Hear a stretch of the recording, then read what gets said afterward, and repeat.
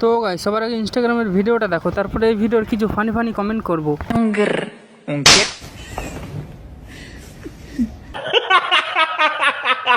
चलिए शुरू करते हैं।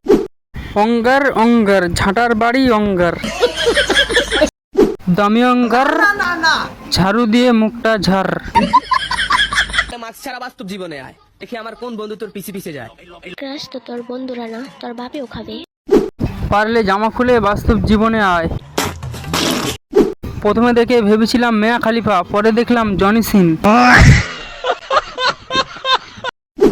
আর এদিকে লিঙ্গ ছাড়া সিংহ।